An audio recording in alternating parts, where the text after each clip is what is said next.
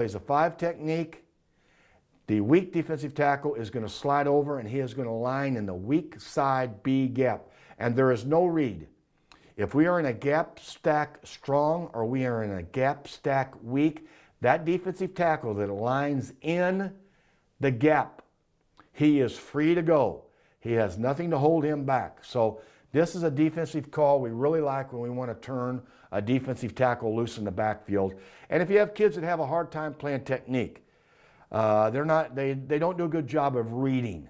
Their technique is not real good. You don't want to use it a lot, but if you've got that kid that you can just line up in a gap and let him go, gap stack strong and gap stack weak is the defensive that we want to use. Okay, we have what's called 50G. If our kids get a 50G call in the huddle, the strong side defensive tackle is going to play a 5 technique. The weak side defensive tackle will eagle down and play a 3. Now we are only going to use 50G if we have a single receiver on the back side. We will not eagle down on the weak side if there is a tight end or if there is a slot or there is a twins out there. So in order for us to play our 50G front, we have to have a split end all by himself on the back side. Now, split eagle for us, strong side D tackle is going to play a 4 technique, and the weak side defensive tackle is going to play a 2. So what we end up when we get to this front is we get the nose guard plays a 2 to strength, the D tackle to strength plays a 4, and a backside, the weak side defensive tackle plays a 2 also. Again, we will eagle down and our D end to that side will play a 5.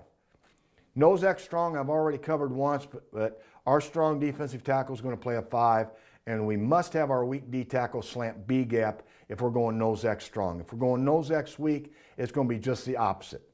We love to play a lot of what we call double eagle. If we play double eagle, if our kids in the huddle hear double eagle, the 2 D tackles both know that they are playing 3 technique, and they know that now their responsibility is B gap instead of C gap. What I'd like to do is I'd just like to go over some of the tackling drills that we basically use as far as our nose guards and our defensive tackles are concerned. I think it's very, very important to understand we have our own thoughts on how we want to teach tackling to our kids.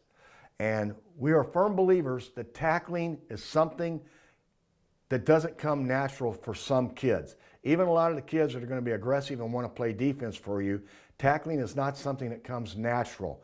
Therefore, the first drill we're going to use is we're going to use a 5-yard angle tackle drill. We are not going to take each other to the ground. All we're looking to do is see, do our kids put their head across the body of the man they're tackling, do they lock up their arms, and then do they drive the guy off his angle of running. It's simply a 5-yard tackling drill.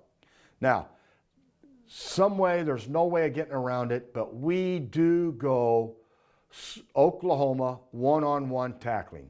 This is not a drill that I like to use. I know it's a staple of most high school and college football teams. The Oklahoma drill, the one-on-one tackling, I think everybody is aware of the fact that we're simply going to have an offensive blocker, a defensive blocker, and a running back going through a funnel. I think every high school team in the United States uses this drill. We use it very, very sparingly because we feel we get more injuries doing the Oklahoma one-on-one tackling drill than any other drill. But it's a good one to keep. If you find out whether your kids can strike a blow and get off the block in order to make a tackle. When you run this drill and the running back runs through and he's untouched and runs right beside your tackler, it's quite aware that your kid does not understand separation and getting off the block. Then we are very big on using our sled, and what we will do is we will attack the pads of our sled just as if we're attacking an offensive blocker. We will hit the sled, we will separate, and we'll get off and we'll have a kid running with the ball, a player at the end of the sled, and we will do a 5-yard angle tackling drill at the end of that drill off the sled. We're doing it on the sled rather than doing it on another player. I think the biggest thing for us, we call it Saluki Pursuit Drill because the Salukis are the university that is right in our our area, Southern Illinois University, and therefore we incorporate what was their pursuit drill.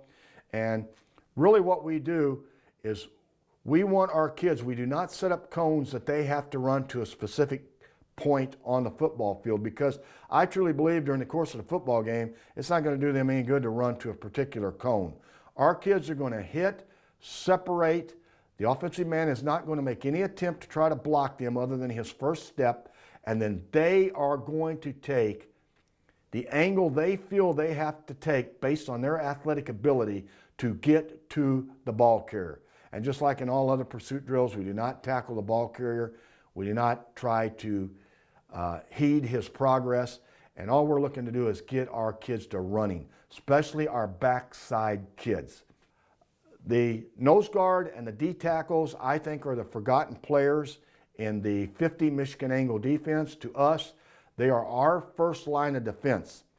I think to say that, you know, you have linebackers behind them and you have secondary behind them, therefore, and I've heard coaches say this before, when they make a mistake, it doesn't get you beat because of what you have behind them. You have two layers of defense behind him. I think that's kind of a negative thought to take with these down three players. We tell these down three players, the better you play, the easier you make it for the back two levels. The poorer you play, the more difficult you make it for your teammates. And it takes 11 people to stop the ball. So hopefully if you're going to use what we refer to as the Michigan Angle 50 defense, what I've told you, how we cover and teach our nose guard and our defensive tackles will help you. Thank you.